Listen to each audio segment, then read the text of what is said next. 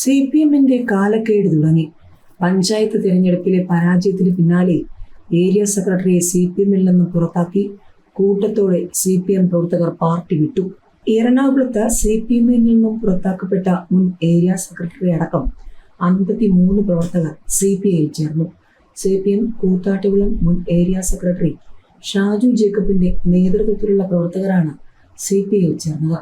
പഞ്ചായത്ത് തെരഞ്ഞെടുപ്പിലെ പരാജയത്തിന് പിന്നാലെ ഷാജുവിനെ CPM-ൽ നിന്നും പുറത്താക്കിയിരുന്നു. ദീർഘകാലമായി CPM-ഉം ഷാജു ജേക്കബിനുമിടയിൽ പ്രശ്നങ്ങളുണ്ടായിരുന്നു. കഴിഞ്ഞ നിയമസഭാ തെരഞ്ഞെടുപ്പിലെ ഇടതുമുന്നണി സ്ഥാനാർത്ഥിയുടെ പരാജയവും അതിനുശേഷം കഴിഞ്ഞ പഞ്ചായത്ത് തിരഞ്ഞെടുപ്പിൽ മത്സരിച്ച CPM സ്ഥാനാർത്ഥികളെല്ലാം പരാജയപ്പെടുകയും ഷാജു മാത്രം വിജയിക്കുകയും ചെയ്ത സാഹചര്യമുണ്ടായിരുന്നു. എന്നാൽ പാർട്ടിക്ക് തിരിച്ചടി ഉണ്ടാവാനുള്ള കാരണക്കാരൻ ഷാജു ജേക്കബാണ് എന്ന വിലയിരുത്തലിൽ പഞ്ചായത്ത് തെരഞ്ഞെടുപ്പിന് പിന്നാലെ ഷാജുവിനെ പാർട്ടിയിൽ നിന്നും CPM പുറത്താക്കിയിരുന്നു. അതിനുശേഷമാണ് ഷാജുവിനൊപ്പമുള്ള പാർട്ടി ലോക്കൽ കമ്മിറ്റി അംഗങ്ങൾ അടക്കമുള്ള 53 പേർ CPI-യിൽ ചേർന്നിരിക്കുന്നത്. ഇവരിൽ പാലക്കാട് പഞ്ചായത്തിന്റെ പഴയ വൈസ് പ്രസിഡന്റ് ബിജു, ബ്ലോക്ക് പഞ്ചായത്തിന്റെ മുൻ പ്രസിഡന്റ് ആലി ഷാജു ഉൾപ്പെടെയുള്ള മുൻ ലോക്കൽ കമ്മിറ്റി അംഗങ്ങളും മുൻപ് തദ്ദേശ സ്ഥാപനങ്ങളിൽ ഉത്തരവാദിത്വപ്പെട്ട സ്ഥാപനങ്ങളിൽ ഇരുന്നവരുമാണ് CPI-യിൽ ചേർന്നത്. CPI-യുടെ സംസ്ഥാന എക്സിക്യൂട്ടീവ് അംഗത്തിന്റെയും മുൻ MLA-മാരുടെയും സാന്നിധ്യത്തിലാണ് ഇവർ CPI അംഗത്വം ഏറ്റെടുത്തത്. വരും ദിവസങ്ങളിൽ കൂടുതൽ CPM പ്രവർത്തകർ CPI-യിലേക്ക് മാറുമെന്നാണ് ഷാജു ജേക്കബിന്റെ അവകാശവാദം. കല്ലുകടി പരസ്യമായി വോട്ടെണ്ണ മുൻപേ വെടിവെട്ടിച്ച CPM. DMK ഇടത് പാർട്ടികളെ അംഗീകരിച്ചില്ലെന്ന PB അംഗം. 67 മുതലുള്ള ബന്ധമെന്ന DMK. തമിഴ്നാട് നിയമസഭാ തെരഞ്ഞെടുപ്പിന്റെ വോട്ടെണ്ണലിന് ഇനി മണിക്കൂറുകൾ മാത്രം ബാക്കി നിൽക്കെ DMK സഖ്യത്തിൽ കല്ലുകടി പരസ്യമായി.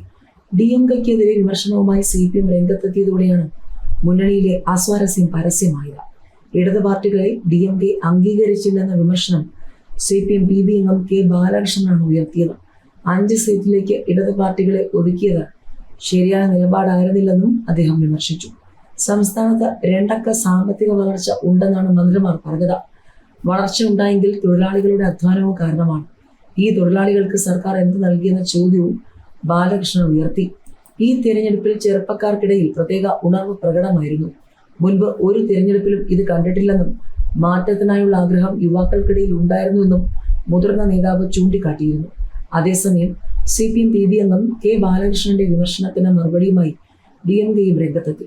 ബാലകൃഷ്ണൻ എന്തുകൊണ്ടാണ് അങ്ങനെ പറഞ്ഞതെന്ന് അറിയില്ലെന്നായിരുന്നു DMK വക്താവ് TK ഇളങ്കോവൻ അഭിപ്രായപ്പെട്ടത്. ഇടത് പാർട്ടികൾ DMKയ്ക്കൊപ്പം തന്നെയാണെന്നും 1967 മുതലുള്ള ബന്ധമാണെന്നും പെരിയാറിനെ കണ്ടില്ലായിരുന്നുവെങ്കിൽ കമ്മ്യൂണിസ്റ്റ് ആയേനെ എന്നാണ് കരുണാനിധി പറഞ്ഞിട്ടുള്ളതെന്നും അദ്ദേഹം ചൂണ്ടിക്കാട്ടി.